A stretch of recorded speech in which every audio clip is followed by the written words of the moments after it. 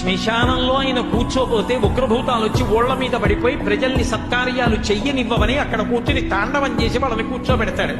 పార్వతీదేవి అడిగింది మహాభారతం అనుశాసనిక పర్వంలో, శుభ్రమైన కైలాసం ఉండగా, ఇంత ఐశ్వర్యం ఉండగా, చింతామణి గృహం ఉండగా శ్మశానంలో ఎందుకుంటున్నారని అడిగింది.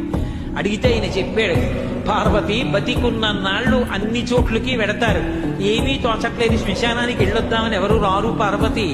నేనంతవాణ్ణంటాడు, పొడుగ్గా ఉన్నానంటాడు, తెల్లగా ఉన్నానంటాడు, పండితుణ్ణంటాడు, పద్యాలు నాకు నోటికొచ్చంటాడు, ఉపన్యాసం చెప్పగలనంటాడు, నాకు పాటలొచ్చంటాడు, నేను నాట్యం చేస్తానంటాడు, నేను అధికారినంటాడు, నా దగ్గర డబ్బుందంటాడు, నేను పాట పాడగలనంటాడు. ఇన్ని ఉన్నాయనుకున్న వాడిలోంచి ఊపిరి బయటికి వెళ్ళిపోయిన తరువాత వాడిని తీసుకెళ్లి 4 కొత్త కర్రల మీద పడుకోబెట్టి చాప చుట్టి తాడు కట్టి పైన నూలుబట్ట కప్పి తీసుకొచ్చి అన్నీ తీసేసి కర్రల మీద పడుకోబెట్టి కాల్చేస్తుంటే జీవుడు లేచి నిలబడి పుర్రె పగిలిపోయిన తరువాత కన్న కొడుకు కూడా స్నానం చేసి వెళ్ళిపోతుంటే చీకటి పడిపోయాక, అయ్య బాబోయ్ చుట్టూ ఉగ్రభూతాలు, నా వాళ్ళన్న వాళ్ళు లేరు, వీళ్ళని నమ్ముకున్నాను, ఒక్కడు లేడని ఏడుస్తుంటే నేనున్నాను రా అని చెప్పడానికి నేను కూడా లేకపోతే చచ్చిన వాడు 1000 మాటలు చచ్చిపోతారని అక్కడ ఉన్నారు పార్వతి, నా కర్మకాలక్కడలేనన్నాడు.